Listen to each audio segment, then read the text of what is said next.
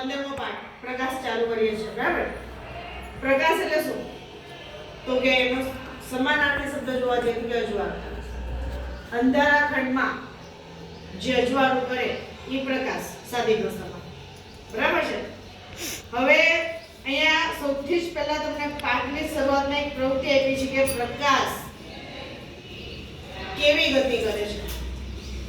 અસ્તવ્યસ્ત ગતિ કરે, વર્તુળાકાર ગતિ કરે, આવર્ત ગતિ કરે. આપણે ગતિના આપણે પ્રકારો ભણી ગયા ને કે સરળ રેખીય ગતિ કરે. બરાબર. તો આપણા પાઠમાં જે પ્રવૃત્તિ આપી છે કે મીણબત્તી લેવાની. બરાબર છે. એને એક વાંકા ચૂકા સળિયાની મદદથી જ્યોતને જોવાનો પ્રયત્ન કરવાનો કે એક સીધા પાઇપની મદદથી જોવાનો પ્રયત્ન કરવાનો. પણ એની જગ્યાએ હું તમને એક બીજી પ્રવૃત્તિ કરાવું છું. એના માટે આપણે શું કર્યું છે ખબર? એક બીકર લીધું અને એક આપણે ધૂપની અગરબત્તી લીધી. ધૂપની અગરબત્તી કરીને આપણે એને જે બીકર છે એમાં આપણે શું કર્યો? ધુમાડો કર્યો. શું કર્યો? ધુમાડો.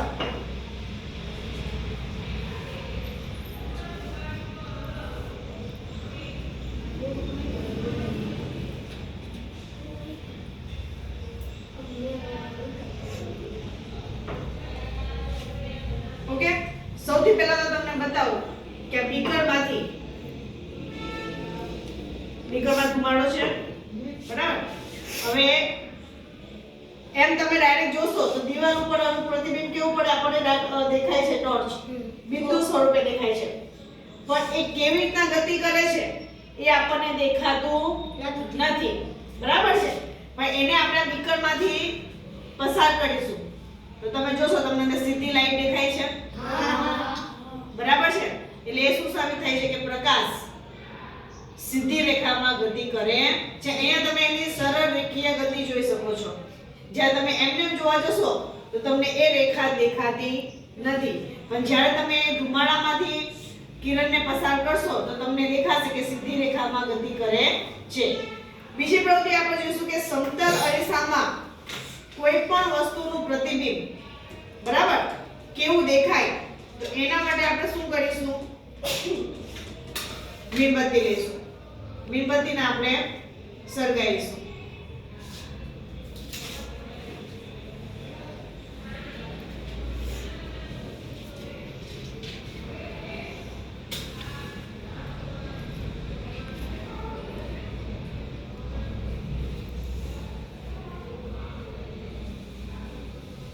બધાને દેખાશે.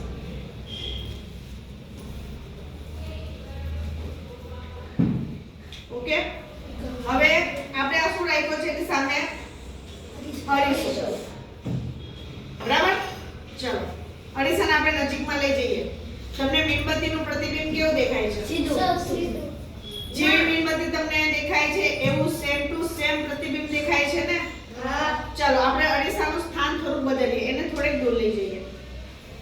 કેવું પ્રતિબિંબ દેખાય છે તમને? સીધું. ચલો હજી થોડેક દૂર લઈ જઈએ. કેવું પ્રતિબિંબ દેખાય છે? સીધું. તો એ શું આપણને પ્રવૃત્તિ દ્વારા શું જાણવા મળે કે સમતલ અરીસામાં કોઈ પણ વસ્તુનું પ્રતિબિંબ આપણને કેવું દેખાય? સીધું દેખાય. કેવું દેખાય? સીધું. ટટાર દેખાય છે. બીજી એક પ્રવૃત્તિ આપણે જોઈએ કે સમતલ અરીસામાં પ્રતિબિંબનું સ્થાન આપણે જોવાનું છે. કેવું દેખાય? ચલો એક કોઈ મને સંચો આપશો? કેટલા બધા चलो बंसी रोजस रखी चलेंगे आओ जो સૌથી પહેલા આપણે છે ને આપણે ચેસ બોર્ડ હોય તો ચાલે ને તો હોય કોઈ પણ એક આપણે આલેખ પત્ર ઉપર મોટા મોટા ખાના દોરેલા છે બરાબર એના ઉપર તમારે શું મૂકવાનો છે એક કાગળ ઉપર એક સમતલ અરીસો હવે આપણે રોજસ રખી ગણવાના ખાના કે આ સંચો મેં મૂક્યો છે સમતલ અરીસાથી કેટલામાં ખાના ઉપર 1 2 3 અને ચોથા કેટલામાં ખાના ઉપર મૂકો ચોથા હવે આ સંચારનું પ્રતિબિંબ તમારે સમતલ અરીસામાં જોવાનું છે અને ગણવાનું છે કેટલામાં ખાનામાં ક્યાં દેખાય છે આ અંદર ગણવાનું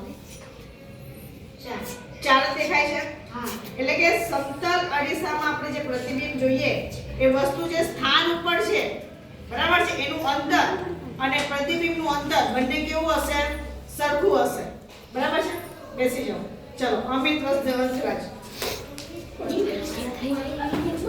અમિત અને વંશરાજ સમજો કોઈ પણ ખાના પર મૂકો તમે અને હા કોઈ પણ